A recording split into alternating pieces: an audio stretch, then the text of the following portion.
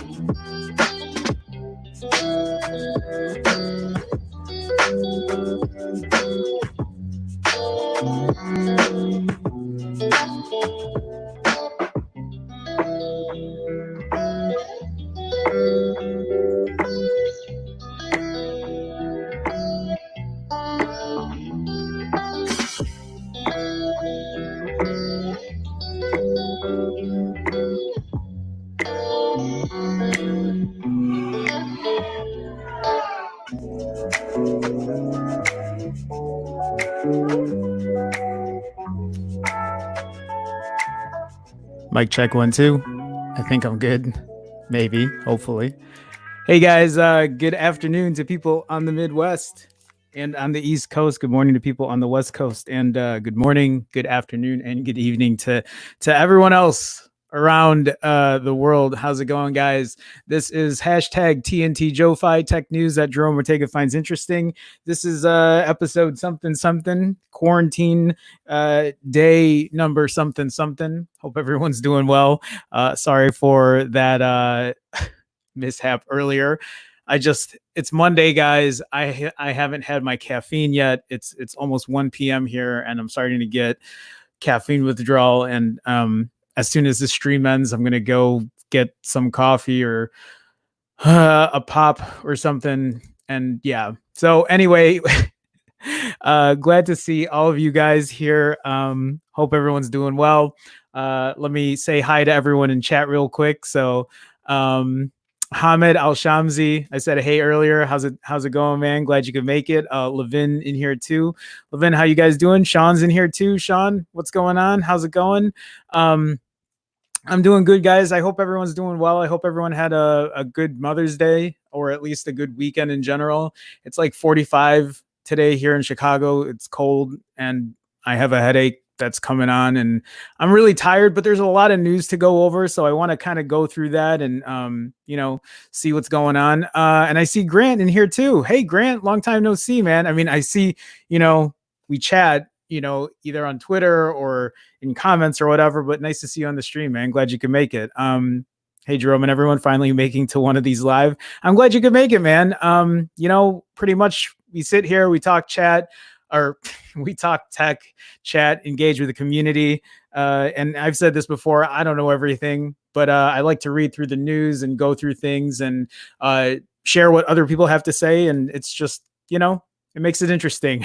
Living Monday blues. Yeah, man. I don't know. I was okay when I woke up, and then I was just I went for a walk, and I'm super tired. So real quick, what I'll put out here, hold on, I'm trying to share my stuff or whatever, but yesterday, wait, was it yesterday? Yeah, yesterday I put out a video um testing my iPhone SE using Neural Cam. If you guys aren't aware of what the Neural Cam app is, it's a camera app that gives you kind of night shots or night sight shots. You know what I mean? Night mode shots, and it's a $2.99 app. But it worked pretty good in my testing. I do have the whole video out here, so if you guys are interested, take a look at that. It's in my video thing, and I kind of go over it, and I test it against my iPhone 11 Pro and my Pixel 4. So feel free to take a look at it, guys. If you guys have any questions, let me know. Hold on here. Why can I not? Okay, here we go. And I see I missed Y in here, didn't I? Why? Hi, Pixel 5 should use a Dimensity 1000 plus. It's probably not going to happen though. My shot is out of frame. I'm supposed to be this way. I should see if I could move this real quick. Give me 1 second, guys. Okay, better. But now my Androids are not showing. Okay, better. Okay, this will work. The Dimensity 1000 plus. I mean, I don't know much about it, but pretty sure Google's not going to use it. They're probably going to go, well, I don't know what Google's going to use now that this 768G got announced. So we'll see. Realme Narzo 10 series was announced. It is a rebranding of other Realme phones. How many rebrands are we going to? I've never heard of this Narzo. I'll have to look into it. I haven't heard of that. That's something new for me. But yeah, anyway, real quick, guys, again, like I said, if you guys haven't had a chance to take a look at that video, me testing the iPhone SE with Neural Cam, it's a good watch. I think I spent a lot of time shooting it and editing it, so feel free to take a look at it. So let's get started here, though. Let's talk about the Snapdragon 768. So if you guys don't know or you haven't heard, the Snapdragon 768G series was announced from Qualcomm. So there's been a lot of talk recently about the Snapdragon 765G, and the 765G chipset or SoC was being speculated to be used in the upcoming Pixel 5. The Snapdragon 765 right now is being used in the LG Velvet, and now it's the LG Velvet is the LG Velvet is going to be outdated now that they're not going to be using the 768G. And there were reports that the OnePlus Z might either be using a Dimensity 1000, or maybe they'll use this Dimensity 1000 plus, but there are also rumors that the OnePlus Z will be using a 765. But now will it use the 768? For you guys that aren't aware of what a OnePlus Z is, it's another mid-range phone that's coming out from OnePlus and purportedly or reportedly being announced around July of 2020, so later this summer. I don't know what the price points of these phones are going to be with the 765 or 768 chipset. If the LG Velvet is any indication, that'll be kind of disappointing, because right now the LG Velvet is pricing at around $735 US, which is pretty expensive for a mid-range chipset. So I don't really know if that's going to be the case. So let's kind of read into what Qualcomm put into this 768G. And I have a couple other articles that kind of, just touches upon it. So let's kind of get into that. Let me make this way, and I'll put this a little bigger so you guys can read with me. So this 768G is a 5G chipset. Again, they want to go with the 768 series or 765 series because it has 5G in it, and they don't want to use the Snapdragon 865 because apparently that's too expensive. And I guess their bottom line is giving us a cheaper price, but $700 is not a cheaper price for an LG Velvet. So it scares me to think of what they're going to be pricing the Pixel 5 at, or this OnePlus Z. Those are the things that worry me, because I thought that a 700 chipset was going to give us between $400 and $500 prices. I don't know. All right. So the 768G, empowering smart, immersive gaming backed by next level performance, blah, blah, blah, marketing shit. The Qualcomm Snapdragon 768G mobile platform features 5th generation Qualcomm artificial intelligence and blah, blah, blah. I just want to see like what actual specs we can get out of it. So next level performance. It packs a Snapdragon Elite gaming feature for realistic gameplay. So it'll support 120 hertz displays. So super fast response times and up to 15% faster graphics rendering compared to the Snapdragon 765G. So right there, faster power, faster raw power, faster performance, improved Adreno 620 GPU. So on-device AI boasting, again, up to 15% performance uplift compared to the previous generation. The Cryo 475 CPU is built for robust processing with impressive efficiency. So again, 5G connectivity. Here's the thing, though. This is also supporting, so it's supporting sub 6 gig 5G, and it's also supporting millimeter wave 5G as well. So you can get the Verizon shit, and then everything else that might be coming out with millimeter wave later, and then you get sub 6 gigahertz. But I actually have an article about 5G later on, and we'll get into that. It's not the greatest news for 5G, but I've told you guys this before. 5G is still in its implementation stage. We shouldn't be buying phones right now purely based on 5G, because 5G is just not as widely available, widely adoptable, and even as performing wise as 4G LTE, which is very mature at this point. Okay, so features: new Adreno 620 offers 15% faster graphics rendering compared to a standard Snapdragon 765G. And then again, improved Cryo 475 offers 15% performance. It supports 120 hertz. Okay, and then again for 5G, I think we pretty much named it all here. So this clock speed is at 2.8 gigahertz, which was previously, so the 765G is somewhere at 2.4, so a bit more performance there. I think there are, you can compare. So if you look at the 765G, it's 2.4 gigahertz versus 2.8 gigahertz. It uses the same Cryo 475, but apparently 15% faster. And that's really it, I think, as far as that. But I'll take that. I'll take that extra performance. If you're gonna go ahead and put it in the Pixel 5, put it in there. Give us that extra performance. You're already gonna be downgrading us by not giving us the 865, so you might as well put the 768 in there. Let's move on though. So this article from 9 to 5 Google as probably just kind of resurfacing or touching base on what I already talked about here. But the Qualcomm Snapdragon 768G is just an overclocked 765G with 5G support. Qualcomm has officially unveiled its latest 5G enabled chipset in the form of the Snapdragon 768G, essentially just an overclocked version of the Snapdragon 765G. The 768G will no doubt offer slightly bumped CPU and GPU performance. That is all despite the sheer lack of devices already packing in the 765G chip.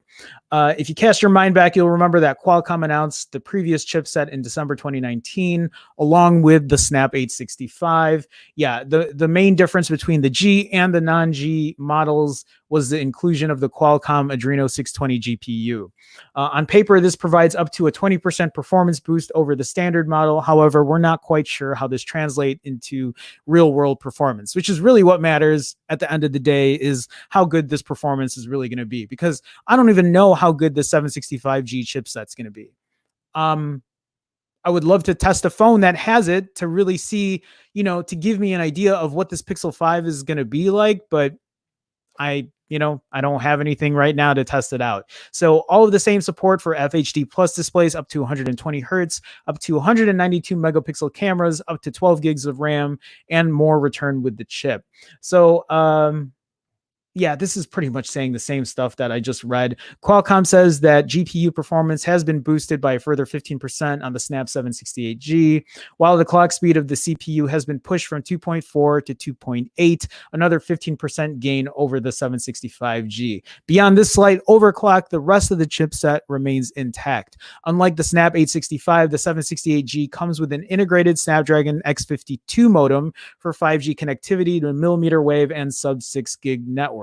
It's also worth noting that non-5G connections are also still possible. That's good. I mean, I'm guessing that was supposed to be expected. The first device to come with the new chip will be the Xiaomi Redmi K35G Racing Edition. I have another article on that, and I'm going to touch base on that real quick as well. Today, to coincide with this announcement, we have already established that the upcoming Pixel 5 is likely to adopt a more, quote, mid-range chip, which we still believe will be the Snap 765G, although the performance boosts of the 768G would be a welcome inclusion to the upcoming Made by Google phone. Yeah, I mean, I think they're not done, right? Unless they're already making it and it's already in pre-production, then that's kind of shitty. But I hope that whatever they have, they go ahead and they put this chip in here instead, because why wouldn't you want a phone with a little more performance, especially if they're not going to, if it's not going to cost them extra. I don't know how that works behind the scenes, but you know what I'm saying? All of us could welcome a little more extra performance. Even if just to account for long-term performance overheads. And actually, that's my thing about it. That's kind of why sometimes I'm a little hesitant about the Pixel 3a or the Pixel 4a, is I just don't know the longevity on those phones. Will they last you 2 years or 3 years without suffering heavy lag or performance issues? A more modest chipset like the Snap 768G will also be a huge boon for the affordability of upcoming 5G smartphones without the associated performance hit. Expect to see it come to plenty of late 2020 smartphones over the coming months. And then this article to, yeah. So Google, I have two more because it's about the Redmi K35G Racing Edition. We'll actually go through that first. From Android Central, is going to be the first phone to use a 768G. We'll just briefly pass through this, and then I'll read about the Pixel 5, give you my thoughts, go through chat. I just want to give kind of a structure here. So Xiaomi's Redmi sub-brand has launched the first phone to feature Qualcomm's latest Snap 768G. So I don't even know if we're going to get this Redmi K35G Racing Edition. Probably not. I'm already seeing here it's going to go on sale in China starting on May 14th for 1,999 yuan, $282 US, $282. The LG Velvet that has a Snapdragon 765 is selling for $735 US. This is selling for under $300. There's something wrong here. I'm not saying that this Racing Edition, Redmi, whatever, K30 is, on the same level as the LG Velvet, but come on. That is, what is that? A $400 price difference? And this is going to have a better chipset in there? No, something's wrong. Something's obviously wrong. Earlier today, Qualcomm announced the Snap 768G. The latest Redmi K30 series phone is identical to the standard K30 that the brand had introduced late last year. Unsurprisingly, the most significant difference is the presence of the newer Snap 768G chipset, which has a higher 2.8 gig CPU clock speed, 15% faster, blah, blah, blah. We've read through this already. The rest of its tech specs are identical to the standard Redmi K30, a 6.67-inch FHD plus IPS display, 120 hertz refresh rate, 64 meg quad camera setup on the back, dual selfie cameras, and a 4,500 milliamp hour battery with 30 watt fast charging. These are pretty high specs, right? Again, I'm going to point out that's pricing at $282 US versus the LG Velvet's $700 um, price point. It kind of blows my mind that there can be such a big gap in between these phones, and the tech specs that are showing here aren't bad at all. Redmi priced it at 282, which makes it more affordable than many rivals, powered by the older Snap 765G. It's slated to go on sale in the country starting May 14th. Whether or not the phone will make its way to markets outside China, however, remains to be seen. I would love to see it come here. I mean, why wouldn't I? Especially at that price, especially with a 768G over a 765. Why not? Okay, last article before I go into chat and kind of read what's going on. And where's my, okay, here it is. This article from Tech Radar is talking about the Google Pixel 5 using a new mid-range 5G chipset from 765 to 768. You might expect the Google Pixel 5 and 5 XL to use a flagship chipset. We know this, but in fact, a leak suggested that they could use the upper mid-range Snap 765G. They're not going to use the 865. I think the reports are, unless Google makes some I don't know, some stark discovery that they can use the 865 and still charge us and make profit and, screw us over. I'm very pessimistic. I just don't see it happening. Qualcomm has announced a successor to that chipset, dubbed the Snap 768G. We've talked about all of this already. So an all-around upgrade. It sounds like the Snap 768G is an improvement all around. It claims it delivers superior gaming performance, 5G connectivity, and camera capabilities, as well as preserving battery life. All of those are great things. I would love to see it added on there. I can't say that enough. Additional features include support for 120 hertz displays and both millimeter wave and sub 6 gig 5G. That doesn't mean that the Google Pixel 5 will have a 120 hertz refresh rate, but it might well do, given that the Pixel 4 has a 90 hertz one. So I wouldn't mind seeing that either. Why not? If it can support it, why not put it in there? Unless it's going to destroy battery life, and then who knows? And knowing Google, will they even give us the option to turn off 90 hertz or 120 hertz, or whatever?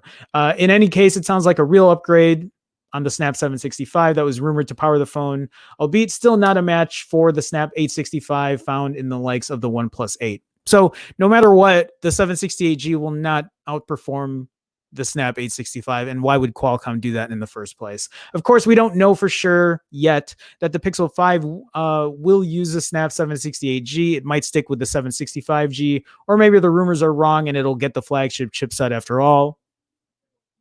We should find out for sure in October, as that's when the Google Pixel 5 is likely to launch. My only concern is if it does come with the 765 or the 768, whichever it comes with, what is the Pixel 5 going to price at? How good is the camera going to be? Is it not going to still compare to the iPhone 11 Pro or the iPhone 12 Pro? There are a lot of questions that have to be answered, and I'm just worried that the performance of the Pixel 5, the camera of the Pixel 5, the battery of the Pixel 5 will not compare to the price of what they set it at. That's my fear. My fear is they're going to overprice it, and then I'm going to be left bitching about it for an entire year again, and I don't want to do that. I really don't want to do that. Okay. All right, guys, let me go back into chat here. I see there's a lot going on, so let me kind of scroll back up here. So I see Demetrius in here. Demetrius, how's it going, man? Glad you could make it to the stream. Welcome. Hello, Jerome. Can't wait for a few weeks for the new 4A. I actually have an article about that too. It might be a little longer than it might be a few weeks. We'll see. Life on iOS side is so boring and stock. Pixel 5 got to be cheap. You see what happens to all this 865 Snap devices. Price drops. Like, what the fuck? Yeah, I agree. Totally agree. Hamed says, do you think it would be bad if the Pixel went for the 765 instead? I think it would be a disservice if it does go with the 765 instead of the 768 right now. If you're asking me about the 865, yeah, I want them to put the 865 in there, but they're not going to do it. I think I've already gotten beaten so much about it that I'm already in my head, I'm just like, it's not going to come with the 865. It's going to come with the 765 or the 768, maybe, which would be a plus, but I don't see the 865 coming into it at all. Levin says the Velvet outdated and it hasn't even shipped yet. Very true. Exactly. I see Hopkins in here too. Hopkins, welcome to the stream. Welcome to the chat. It all comes down to price for the LG Velvet, no matter if an older chipset. Yeah, it's just too bad that it's pricing at 725 plus. I don't know if it's going to be priced differently in the US, but we'll see. The Mint Arcade. Hey, Mint Arcade, welcome, man. Glad you can make it. The Velvet doesn't age well, ain't it? Yeah, it's not looking good already. Hopkins also says $700+ for the LG Velvet is a really bad deal. Get the OnePlus 7T Pro any day, which is what I've been saying. The OnePlus 7T, the OnePlus 7T Pro, I was talking about the OnePlus 7T, but yeah, the OnePlus 7T at 500. I don't know what the 7T Pro is at. I know they don't sell that here in the States, but I'm sure you could still get a really good deal out of it. Okay, I just got a super chat. I got to go through that first, guys, and then I'll scroll back up.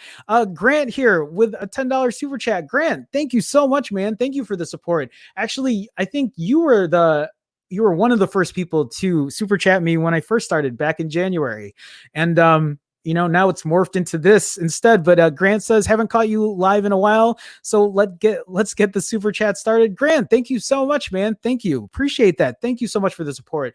Just an FYI, I will add you to my intro and outro for May super chatters. So thank you so much again. Thank you, man. Appreciate it. Okay, let me scroll back up here. I lost my place wherever that is. Okay. Mint Arcade is asking, is it safe to say the Snapdragon 600 is the i3? This is actually really good. I kind of like how you put that. I mean, maybe not safe to say, but I agree with you. Yeah, it reminds, if you guys don't know what he's talking about, i3 for Intel, i5 for Intel, i7 is, well, they have higher than i7 now, but I can see that. Makes sense to me. Oh, in terms of the naming scheme. Yeah, in terms of the naming scheme, for sure. Definitely for sure. Okay, let me scroll back down. I see Brian in here too. What up, everyone? What up, Brian? How's it going, man? How you doing? Glad you could make it. Scrolling back down, Snap 865 phones prices dropped faster than ever, Jerome. They did. Maybe coronavirus is the reason. Low sales, maybe the overpriced phones. Don't know. I think it's a combination of both. You can buy the S20 Ultra for less than the OnePlus 8 Pro now. Can you really? Oh, well, I does that also depend on the deals that you can get? Because there's that deal right now. If you buy from Samsung, you got to pay full price, but then they give you half of your money back if you send it back within 2 years, which is a good deal, but I just don't want to spend $1,400 in the meantime. But yeah, I think it's a combination of everything. I think the pandemic, I think just phones being overpriced. That's why you see this surge happening right now for the $400 to $500 price points on phones. And then I got another super chat from Brian. Brian with the $1 super chat. Brian, again, guys, is on a streak of super chats. He is 30 something days in a row of super chats. Brian, thank you so much for that, man. Appreciate it. Thank you for the support. Let me scroll back up. Okay, let me see here. Sorry guys, I lost my place. I see Getsis. Am I saying that right? Yeah, I'm not getting no mid-range phone. I don't blame you, man. I've been the same way. That's why I own an iPhone 11 Pro. That's why I own a Pixel 4. And I look into it because I just don't want to be spending $1,000 on phones. But I'm just glad to see that there's now a rising support for that price point. So at least something that's a little more viable than just the shit that they've been putting out year over year.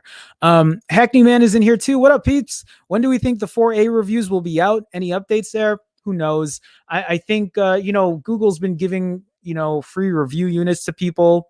They used to give me pixels, but that's not happening anymore. But I'm assuming they'll probably get it. People will get the 5A probably as soon as it'll launch, maybe a couple days beforehand. So the reviews will come out. There's going to be an embargo or whatever, and then you'll see people put out reviews almost immediately. And my mouse just crap. Oh, okay, we're good now. I see Tobez in here. Tobez, welcome to the stream. Welcome to the chat. Appreciate it. What up, guys? What up, Tobez? How you doing? Hopkins says, I was really interested in the LG Velvet. I think a lot of people were. But after I read what it went for pre-order in South Korea, I lost interest in LG. That's kind of how it went for me. I wasn't expecting something so expensive. I wasn't expecting the $700 price point. It was disappointing, despite having an LG Nexus 5X right now. So you're still old school, man. Yeah, Get This says, I love the LG Nexus 4. I had that as well. That was the one with the glass back, right? With like the kind of funky back. I really like that one, but I like my Nexus 5 a lot. Tobis says, I've heard about LG launching a new flagship device. We'll see. BG Tech Life. Hey, what's up, man? Welcome to the stream. Welcome to the chat. Appreciate it. Pixel 5 needs to be $499. Yes, I've been saying this for a while. Actually, I made a video exactly about this. I think I bitched about it on stream and I said it has to be $499. That's how you're going to get a killer. You're going to get people buying the Pixel 5 if they price it at $500. And I'll repeat, 128 gigs internal storage, 6 gigs of RAM, put the 768G in there, and then put a good battery, and then put this, give it a camera that's going to beat the iPhone 11 Pro and iPhone 12 Pro, $500. They'll kill it. They'll definitely kill it for sure. For sure. Sean says the Pixel should be priced at 800. I don't want to see it there or less. I want to see less. I think 800 right now is overpriced, especially for a 700 series chipset, but hopefully it'll be less. Levin Williams as well with the super chat, dollar super chat. Levin, thank you so much. Thank you for always supporting. Levin's a big supporter too. Appreciate it, guys. Appreciate you guys stopping by. I see Selwong. I saw you post a comment on my other channel. For you guys that don't know, I have a fasting channel. It's about like me losing weight. And I'm pretty sure I saw you comment in my thing. Jerome, are you Filipino? Yes, I'm Filipino. I'm actually part Filipino. I'm also part Chinese. So a quarter Chinese. Yeah. Anyway, my dad was half Chinese. Half Chinese, half Spanish. Okay. Anyway, welcome to the stream. I don't know if you found me here or you found me on my other channel, but appreciate the support. Appreciate you stopping by on both. Okay, let me see what else is going on. There's a lot of chat. I want to just say hi to people's stuff. Hackney Man says, did you see John processors? Yes, that's what I always call them. Update on the iPhone 12. Yes, I did. I'm going to actually go into that. 120 hertz. I'm not really into iOS. Looking to move back to Android. We'll talk about that in a second here. I see Saud Al. Not sure how to pronounce that. Let me know. I think the Pixel 5 will be the phone that everyone wants to buy. That's what I want. But I'm trying so hard not to be pessimistic about it, but I'm really hoping that the Pixel 5 will kill it this year. Saud, welcome to the stream, man. Welcome to the chat. I don't think I've seen you before. Okay, guys, I can't go through all of this. There's just a lot. What about iPhone 12? Are they still keeping the notch? Ramim, first of all, welcome to the stream. Welcome to the chat.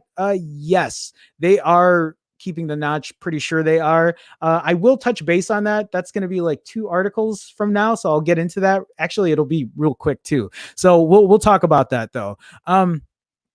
Okay, guys. You know what? Hamed says super chats are not available in your region. Hamed, that's okay. Appreciate you always supporting too. Real quick before I do move on. So if you look at Hamed, right, he has a green text in his name. You see a red Chicago star, and you'll see other people with green text in their name and red Chicago stars. And the reason that they have that, guys, is because they are members of my channel. And this is my little marketing thing, so please just bear with me. So for 99 cents a month, you get that option. You can be a member of my channel. It's just a way to support me. And it's as little as 99 cents a month. You get the little red Chicago star next to your name. Plus you get to use like different emojis, like custom emojis that I put on there. And then the more members I get, the more emojis I get to put on. There are different tiers. So for $4.99 a month, you get access to my private Discord. And then $9.99 a month, you get access to my like camera comparison videos before anyone else gets to see them. I'll put them up and I'll list them for you guys before I publish them live. Anyway, you can just click the join button, or if you can't find that, you can just go to youtube.com/phone Jerome/join. Okay, I'm done. I'm that's my little marketing thing. I'll probably say it one more time there, but not until later. So let's move on, guys. Let's talk about the Pixel 4a. So oh God, okay. I spoke too soon. Saud, Saud Al. Just became a member just when I was talking about it. Saud, thank you so much, man. Thank you for the support. Thank you for being part of the team, the squad, the crew, whatever you want to call it. I also forgot to say, for 99 cents a month, you will also get your name in the beginning, in the intros and the outros of all of my live streams. So Saud, I will add you in there. So you should be, your name should be on tomorrow's live stream. Saud, thank you so much, man. Thank you for being part of the team. Okay, let's talk about the Pixel 4a. And so I know there are people that are waiting for this phone. I'm actually waiting for this too, just to test out the camera to see how well the Pixel 4a matches up against my Pixel 4, to see how comparable they are. But there is this article that came out, and this really didn't surprise me much. But so now the Pixel 4a is talking about being postponed until early June. So for those that don't know, the Pixel 4a was supposed to, well, the rumor was that it was going to be announced this Friday, May 15th. They were going to announce the Pixel 4a May 15th, and then they were going to have it readily available for sale on May 22nd, which is Friday, which is 2 Fridays from now. Not this Friday, but the following Friday. But now it looks like they're going to be postponing it. And I think a lot of that is because of that public beta launch for Android 11 that was being talked about. And I think they mentioned it here. So despite the canceled Google I.O. slated for this week, we initially assumed that the Pixel 4a would still be announced via other means any day now. But according to information from German publication Kashi's blog, I don't know if I'm pronouncing that right, the launch may have been postponed to June. Internal documents obtained from Vodafone Germany state that the carrier might start selling the phone on June 5th. So June 5th, wow. So that's, okay, that's almost, yeah, that's about 3.5 weeks from now. So maybe if they're going to be selling it June 5th, maybe they'll announce it May 29th. No, they'll probably announce it during the public beta, I'm guessing. So if you guys aren't aware of the public beta, that's Android's, it's going to be their I.O. conference, since they don't, or supposed to replace their I.O. conference since Google I.O. isn't happening. And they'll probably be announcing the Pixel 4a then. That's my guess. So the Pixel 4a would be available from Vodafone starting May 22nd, but the changes in the carrier's database now point to the postponed release date, June 5th. With this new information at hand, the blog speculates that the phone might be released during the Android 11 beta launch show on June 3rd. So maybe that's when we're going to get word of the phone. I'm actually really excited about the phone in a weird way. Not because it's going to have a lower chipset, but the fact that, it's going to be a $400 phone that is still going to have a really good camera. And I don't know, maybe this Snapdragon 730, that's the chipset that they're talking about putting in it, is maybe it's going to surprise me. This Pixel 4a is reportedly going to have a Snapdragon 730 chipset, 6 gigs of RAM. It's probably going to have 64 gigs of internal storage, which is probably going to piss me off, but maybe they'll have a 128 gig version that they'll only add $50 to. It won't be a big $100 price difference, which if they did, that would be great. And then it's going to have better battery life. The display just has one hole punch on the top left. So it's not going to be asymmetric on the bezels like the Pixel 4 is. I don't know. It might not be bad. So it's probably going to have much better battery life as well. I don't know. We'll see. Considering that the teaser for the event mysteriously mentions that there will be news, updates, and announcements on connectivity, controls, safety, security, productivity, accessibility, and a whole bunch of other stuff we're not ready to tell you about yet, a Pixel 4a launch doesn't seem too outlandish. The narrator even whispers, which the narrator, if you haven't watched this video, it's George Takai. Let's hope that doesn't leak in the trailer. It's also possible that Google will simply publish a press release over the next few days to announce the phone. We'll see. And the launch might have merely been postponed for Europe, but given that Google released its latest Pixel devices on the same day internationally, that seems unlikely. It does make sense to reveal the phone during the drummed up Android 11 beta event, as the company can count on having more eyes on on its products then. Again, I'm excited. I'm excited for the Pixel 4a. I think as long as they price it at $400 and they give it all the specs that I mentioned, I think the only thing that is hampering that is whether they're going to give it 64 gigs of internal storage or 128. I would love to see 128 at a $399 price point, but that's highly unlikely. I'm pretty sure it's going to be a Pixel 4a with 64 gigs of internal storage at $399. They need to make a 128 gig version though. If they don't, that's going to be upsetting. And if they do release a 128 gig version, they need to price it at $449. I think that they need to at least compete with Apple in that category. Because imagine if the Pixel 4a at 128 gigahertz, or I'm looking at chat and I'm like, imagine if the Pixel 4a released with 128 gigs of internal storage and they priced it at $499.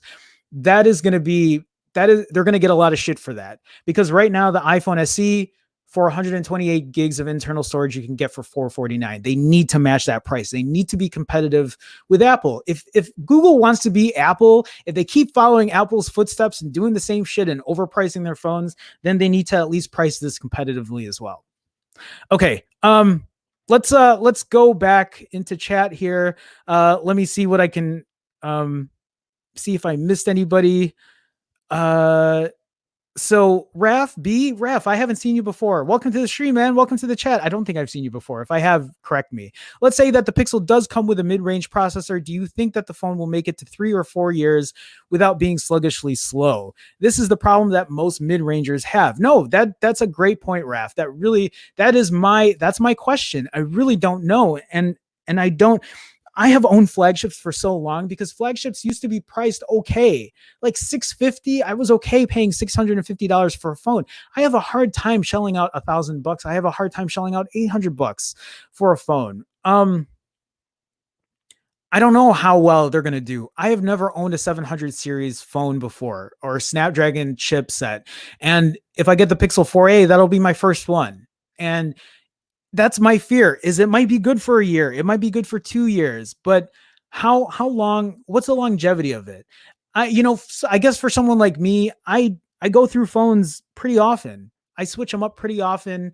And a lot of that now is really dictated on how much money I'm making, because the money I make is not the same. That's why I can't buy every phone that comes out anymore, because I just don't have the funds to do it. If it was up to me, I would make camera comparisons all day, every day with every single phone and give you guys the best comparisons that you've ever seen. But it's just, I'm not privy to that. So yeah, Raf, I know I'm going on a tangent there, but I really don't know. Like the Pixel 3a, didn't that have a Snapdragon 600 series chipset? How well is that faring right now, a year into its life? And how well will that be a year from now as well? I just don't know. I don't know. Anyway, Raf, thank you, man. Appreciate you joining the stream. Appreciate you joining the chat. Okay, let me see here. Yeah, Ramen from iPhone 10, every iPhone looks the same. I think they should come with a new design. I agree. I just want them to get rid of the notch, but yeah, they need to go. They need to really upgrade. They need to, get something new there. But the thing is, people still buy them, man. And I haven't been the biggest fan of Apple in a while. I have owned every single iPhone that's come out, even though, I haven't been a big fan of theirs, but the iPhone 11 Pro was the first time that I actually preferred an iPhone over an Android phone. And it's not because of the UI. The UI is like my biggest gripe with it, but battery life, camera, performance, like all those things really sold me in 2019. That's why for 2020, I need the Pixel 5 to kill it. I really do. Okay, let me scroll down here. Sorry guys, I'm not going to be able to go through everything here, but let me just see if there's anything else I missed. Grant says this 4a needs to drop already. I know, I'm waiting for it, man. I'm really looking forward to it. Okay, so let's see here. Jason, hey man, welcome to the stream, welcome to the chat. The notch is a branding exercise, in my opinion, for Apple. I can see that too. I mean, think about all the shit that Apple got for their AirPods. Remember, everyone made fun of it. Everyone made fun of it, and now it's, you know, it's a thing. You see people wearing it. It's you know, it's an Apple product. Um anyway, Jason, welcome to the stream, man. Welcome to the chat. Again, I don't think I've seen you here either, so appreciate you stopping by. Alobius, I don't know which way to say it. But Alobius, if you could buy the Huawei P30 non-pro for 350 brand new versus a Pixel 4a, which one would you choose? You know what? I honestly, this one I can't answer for you right now because I just don't know the specs on the P30 right now. But again, I think a lot of that too has to do with the fact that what Google services are on the P30. Because I use, you know, as much as I try not to be in an ecosystem for too long, I am really deep into Google's ecosystem, and not being able to use it, it's right away I would probably be looking at a Pixel 4a. But you know what, I would have to look into the specs, because I think isn't that an 800 series chipset, or is it not even you? I don't know. I would have to look into it. Ask me again, or DM me or something to remind me to like look into that question again, and I'll try to like get back to you. Okay, guys, let me just do one more, because I see Lonky Games in here. Lonky Games, hey man, welcome to the stream, welcome to the chat. Actually, I have to thank you real quick, because you also are a subscriber to my channel, and I think you did that on an off time when I wasn't streaming. So appreciate you joining the stream. Is it crazy that my favorite thing about the weekdays are these streams? Hey, you know what? I'm thankful that it's something that you look forward to. This is something that I enjoy doing. I love talking about tech. I love talking with the chat, being in the stream. So appreciate it. No, it's not crazy. I'm glad. It makes me want to keep doing them, and I appreciate that. Again, thank you for being a member. Thank you for joining. So, okay, guys, let's move on. Let's talk about the iPhone. I do have this here. I know everybody's been talking about it. This is something that I guess has been leaked. John Processor has been leaking it. So, yes, I know his name is John Prosser, but I'm just going to I keep accidentally saying processor. So I'm just going to stick with it now at this point. But yeah, so I believe him and Max, I forgot his last name, Max Weinberg, Weinbach. I'm thinking of Max Weinberg from Conan when he used. Okay, I'm going off topic. So iPhone 12. Let's talk about the iPhone 12. There's already been a lot of leaks about it, but this article from Mac Rumors, iPhone 12 Pro rumored to feature 120 hertz Pro motion display, 3 times camera zoom, and improved Face ID. Something that actually one of my subscribers, one of my patrons, actually talked to me about how he recently got an iPad Pro, and I think that has 120 hertz on it, right? And he was telling me how phenomenal it is. He was saying it's such a great thing, and I mean, everyone keeps talking about how great these 120 hertz displays are. I've never used them, but you know, I would look forward to it. And if they're gonna put it on any phone, yeah, put it on the iPhone 12 Pro. I'm paying $1,000 for that phone. Might as well give me something really good on it. You know, I'm not here to defend Apple's $1,000 price point either. I still think that's overpriced. I still think that's a lot of money. But you know, they've set that bar for a lot of people at this point. And again, it's not something that I condone. I would love to see it cheaper, but at least it's good to see Apple come out with a OnePlus SE for $400, and then now they're talking about the iPhone 12 pricing at $650. If that iPhone 12 prices at $650, that's going to be, ooh, that actually makes me wonder. If the iPhone 12 prices at $650, that's going to be a killer phone for sure, because it's going to have a high-end chipset, a great battery. It's going to have a great camera, but it makes me wonder if the Pixel 5 will price at $650, if they're going to try to compete with the iPhone 12 directly. Is that crazy? I mean, I don't want them to price it at $650. I want the Pixel 5 to price at $500, but I don't think that's going to happen. After seeing the Velvet price at $700, I don't think that's going to happen. Anyway, let's go into the iPhone 12 here. So the iPhone 12 Pro may contain 120 hertz Pro motion display, a 3 times rear camera zoom, and improved Face ID, according to unreliable. Wow, that's a shot right there. According to unreliable leaker Max Weinbach. I don't know which way, Weinberg, who shared his information with YouTube channel Everything Apple Pro. Weinbach suggests that iPhone 12 Pro, rumored to come in at 6.1 inch and 6.7 inch sizes, will feature a high refresh rate 120 hertz ProMotion display, as currently seen on iPad Pro. I love how Apple has all their terms for stuff. Retina display, ProMotion display. What else? What other terms do they use for everything? I don't know. I just named two, so that's not, but you know what I'm saying. The new flagship iPhone's display is set to dynamically switch between 60 and 120 as required to preserve battery life. Okay, so this is going to do something that the Pixel does, right? The Pixel 4 does this. It switches from 90 hertz to 60 hertz, but I think it stops using 90 hertz when you reach a certain battery percentage, once you dip down to a certain percent. I don't know if Apple's going to do that, but I guess we'll wait and see. To accommodate the increased power consumption and 5G, iPhone 12 Pro may contain a larger internal battery. Weinbach specifically suggests that the largest rumored iPhone, the Pro Max, will feature a battery capacity of 4,400 milliamp hours. That's a substantial increase to 3,969. I mean, substantial. 400, it's not substantial. The rumors also suggest that Face ID will feature a wider angle of view to support unlocking at a wider range of angles. That's good. So anything that'll improve Face ID, I'm not going to complain about. I think Face ID has come a long way since the original, right? From the iPhone 10. The iPhone 10 compared to my iPhone 11 Pro, Face ID is a lot better. It is. When the iPhone 10 first came out, I wasn't happy with Face ID. I missed Touch ID. I felt that it worked better, but at this point with the iPhone 11 Pro, Face ID is pretty good. I don't know if it's better than Touch ID, but it's pretty good. So much so that I don't think about it as much. Face Unlock on my Pixel 4 is a different story. Okay, so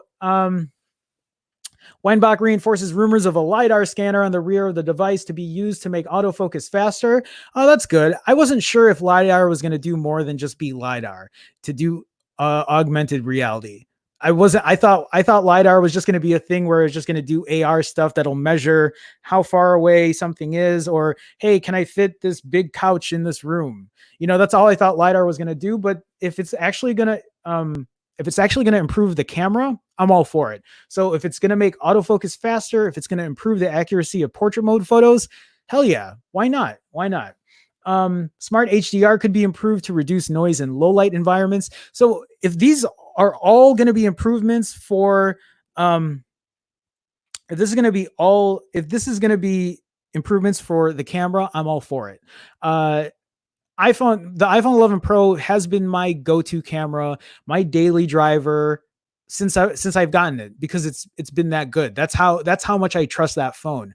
As far as its camera, is its consistency. If you guys, again, I'm gonna just go back here real quick, and I'm just gonna kind of like play this as I speak. But if you guys saw my video yesterday where I was comparing night mode, night sight, and neural cam with the iPhone SE, the iPhone 11 Pro, and the Pixel 4, you will see that in most cases at night, the iPhone 11 Pro got the better picture. A lot of times the Pixel 4 shot too bright, or it shot too cool.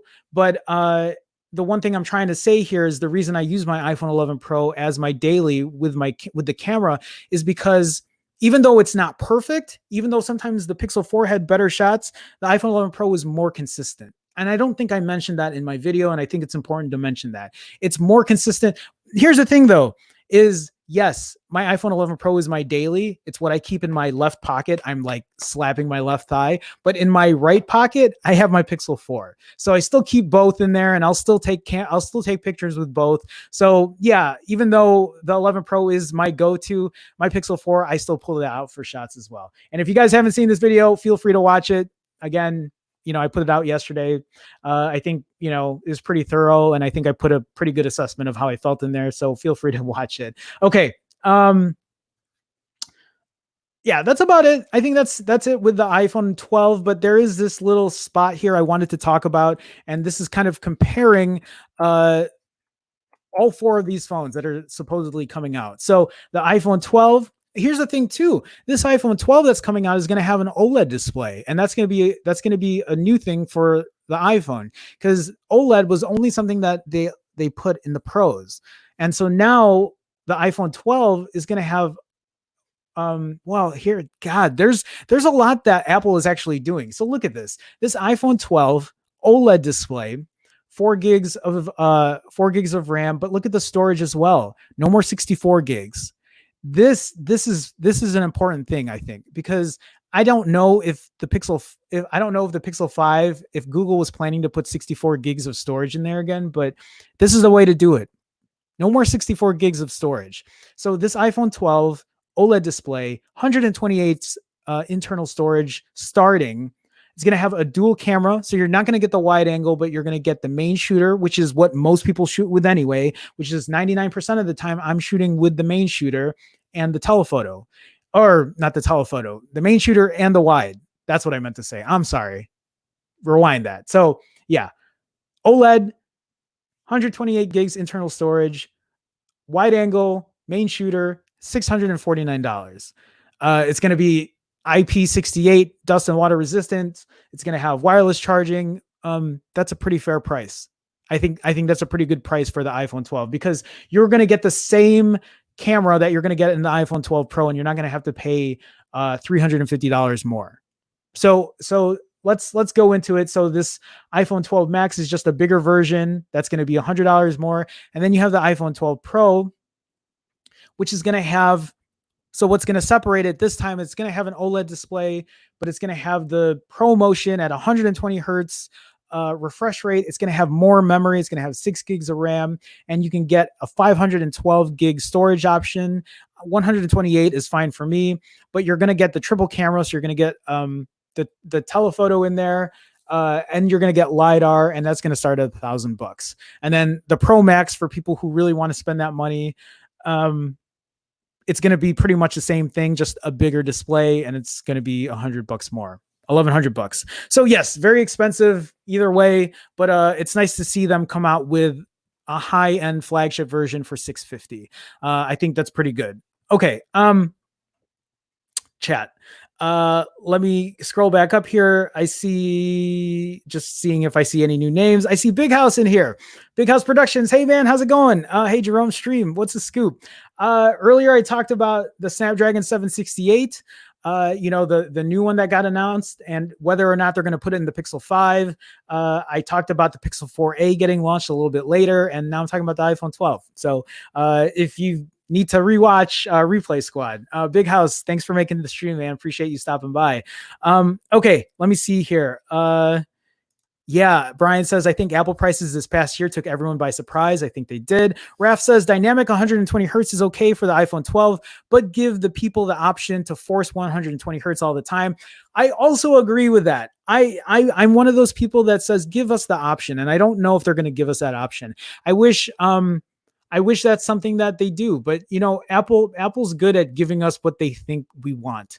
And I think they also do it for simplicity's sake, because they know they have a demographic of people who don't know really how to work a phone, or maybe that's not the best way of saying it. I think they have a demographic of people that just doesn't want to change any settings on the phone. And this goes for Android as well. It's not just Apple, but you know what I mean? There are a lot of people who don't do that, but yes, I would love that. After all, they're asking for over $1,000 US for the phone. I agree with you, Raf. I'm totally on your side with that. I totally get it. Okay. I see Shubham. Did I say that right? Shubham Agrawal. Hey, have you tried astrophotography mode on other stuff other than stars? I haven't, because I just don't know how to enable astrophotography out of the blue, unless there's a way to force it. And if you watch my video that I put out yesterday, I had a problem with portrait mode. I was trying to take a picture of myself at night, and the Pixel 4 kept doing astrophotography mode. I'm going to have to share it now just to show you. So if you look right, I'm trying to get to that section. Where is it here? Do you see this right here?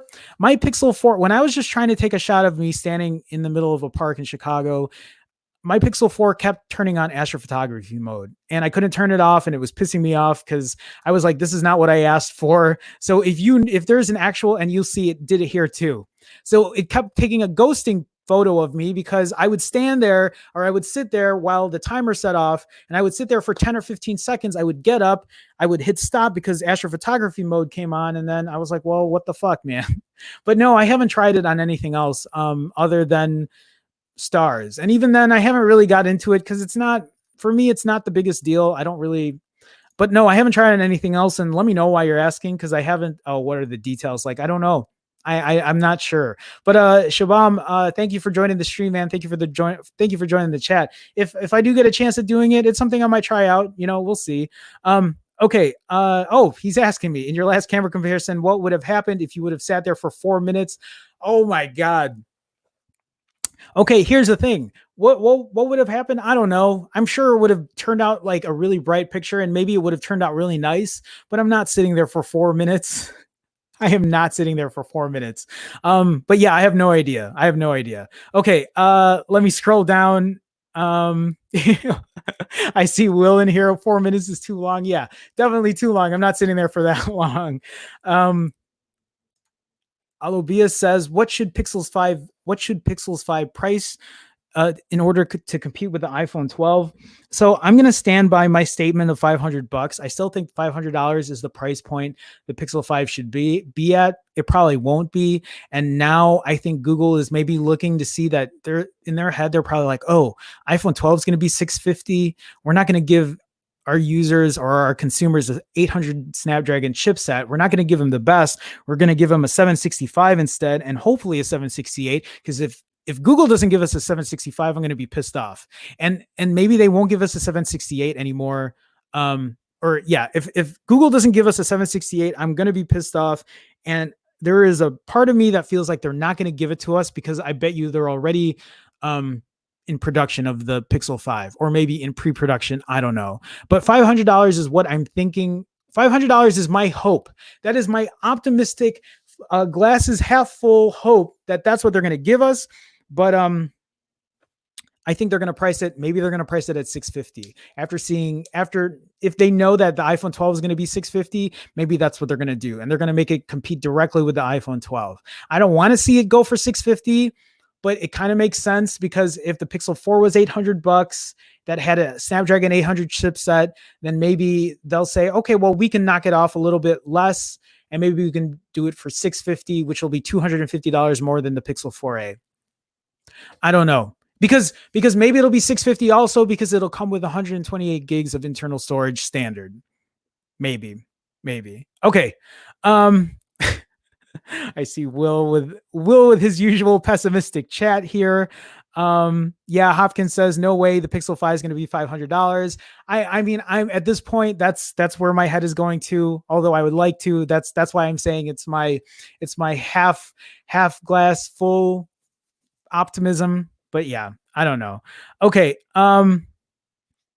All right, guys, let me move on. I have 2 more stories here. Guys, again, thank you for joining, everybody. Thank you for being in here.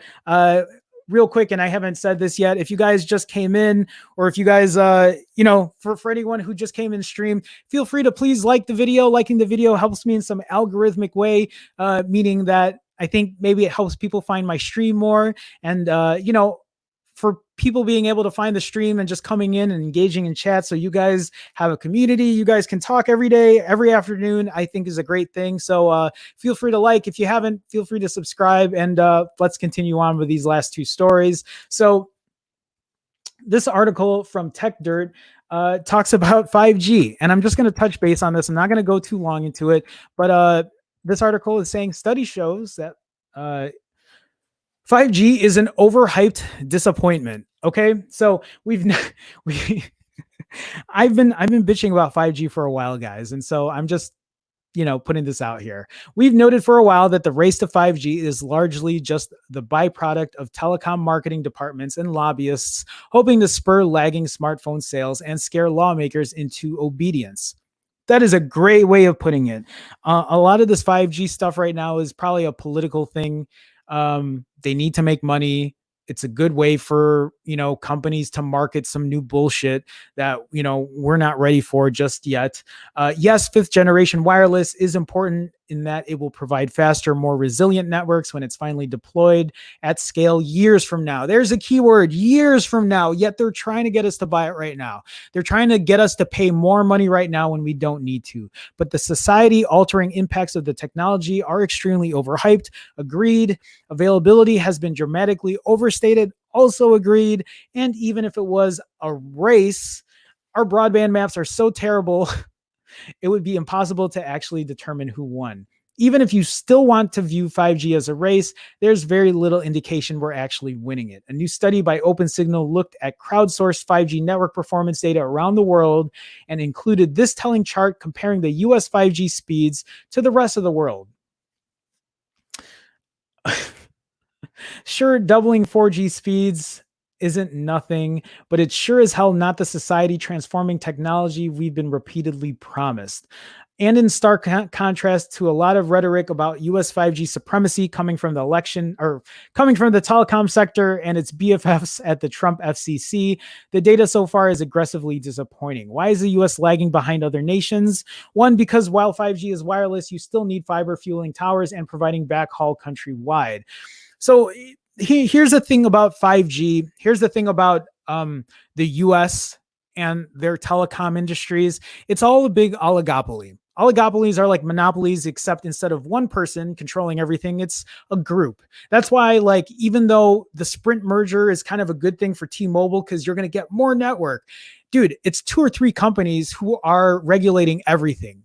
Just like your internet that you're paying for right now. Xfinity, Time Warner, Charter, Spectrum. There's like 4 or 5 that control everything, and they get to control the prices. That's why our internet speeds are shit here in the US. That's why they're so expensive here in the US. And the same is it's no different with telecom services. It's the same way. I mean, at least luckily now you're able to find good deals for a lot of cell phone plans. I mean, I pay less than my bill after taxes for my cell phone plan is $21.24. I get 10 gigs of data that's rollover, unlimited calls and texts. And there are other, like Will in our chat talks about Visible, and that's $25 unlimited everything if you can get 3 people to join with you. So there are good deals out there. It's just, again, a lot of this is political. A lot of it is just bottom line, like trying to squeeze as much money from you. That's why I keep bitching about 5G and I'm saying it's not ready. So yeah, that's it. I don't really want to go into too much. I saw this where they're saying it's showing that at first I thought that said us, but it's the US 5G is an overhyped disappointment. And I don't disagree at all. So, okay.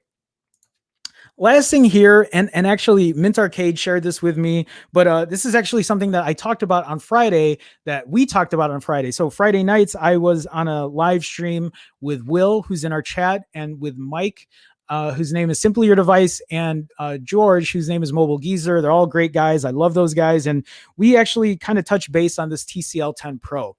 I talked about this on a stream, I think a couple weeks ago, and the TCL 10 Pro is a new phone that was released by TCL, who is usually, they make TVs, they make displays, and they decided that they would go ahead and they would make their own phone. But TCL isn't new to the phone market. TCL has made phones for BlackBerry. They've made phones for Alcatel. And the thing about this TCL 10 Pro is I heard that this is about $450. That's the price point on this phone. The one thing that I was a little worried about was that the camera wasn't going to be the best. That's why I wasn't really too into it. But Will in chat, or Will in the stream, was telling me that the cameras were pretty good. And so I started looking at samples, and so far some reviewers have gotten this TCL 10 Pro, and some of them have been saying that the camera samples are actually really good. And I've taken a look at them, and the results are pretty surprising. I was actually surprised to see how good the camera samples were. The thing is, this phone, even though it's $450, it's running a Snapdragon 675. And at $475 or $450, you can get a Pixel 4a that has a Snapdragon 730 chipset, or that'll be coming out. And that camera will probably beat this camera. I mean, it's not going to have the wide lens or the macro or whatever else is on there, but I still think it's going to have a better chipset and it's still going to have a better main shooter overall. But it's still not a bad deal. I would love to see, I would love to see, I guess, more about this phone. I would love to test it out. And maybe when it does become available, maybe I'll drop a couple dollars and test it out. But yeah, who knows? There's not too much I wanted to share with it. It's just another phone that's in the space that I need to look at, especially in the $400 to $500 price range. And yeah, I think that's it. I don't have an article that goes along with it. I don't know if you guys have taken a look at this TCL 10 Pro, but it doesn't seem like a bad deal. Again, I'm worried about the 400. I'm just worried about the 600 series chipset that they're putting on the phone. I just don't know if it's going to be something that's going to last, long, or if it's going to be something you're going to be able to keep 2 years down the road, 3 years down the road, especially at that kind of, at a lower level, at a 600 series chipset. Anyway, I think that's it. Grant says here, stop making sense, Jerome. The TCL 10 phones are amazing. No other phones at the price point exist. It's, you know what? That's the thing, man. I think it's only fair that we sit here and we talk about, pricing on a lot of this stuff, because yeah, new phones are coming out. I mean, it even goes to show, right? When the Pixel 4a comes out at $400, there's also that phone that you could buy at $400. Or what about the OnePlus 7 right now for $500, brand new? Like, maybe the camera isn't your biggest priority. Maybe performance is your biggest priority. Maybe a better display is your bigger priority. And I don't know, maybe the OnePlus 7 is a better price at $100 more. You'll get, better performance. You'll get probably more storage, more RAM, a better battery, faster charging. I think it just depends on the person. Again, that's kind of why I sit here and I talk about all these different specs, because we just don't know really what everyone's priorities are different. And I think it's important to talk about that. So, okay, guys, I really think that's it. Before I end this stream, just one more time, guys, real quick, for those who are new here, for those who are thinking about it, if you guys are looking at people in the chat and you see they have a green name, they also have a red Chicago star next to their name, that's because they are a member of this channel. You guys can be a member of this channel and have that as well for as little as 99 cents a month. You'll also get your name on the intro and outro to every one of my live streams. And then you also get use of certain custom emoji. I just added this Terminator one here. And then there are other different tiers as well. $4.99, you get access to my private Discord. And then at $9.99, you'll get access to my videos before anyone else does, before I make them public. And to go to that, you just click the join button, or you can go to youtube.com/PhoneJerome/join. And I think that's it. If you guys have questions about that, you guys can ask me, but I don't think there's real questions to ask about that. Otherwise, sorry, guys, I've been talking for an hour and 12 minutes. It's showing me. I've been talking for a while, so I'm thirsty and I need caffeine and I'm about to lose it. So guys, that's going to be it for today. Catch me guys tomorrow. Again, I stream Mondays through Fridays at 12 p.m. Central. Now it's usually around 12:30 p.m. Central, or even 1 p.m. Central. So anywhere between 12 and 1 p.m. Central, come catch me. I stream daily. We talk about news. We engage in the chat. It's a great place for a community. So feel free to stop by, and I think I'll leave it at that. So with that being said, guys, I will see you tomorrow. Have a good one. See you later. Here comes the outro.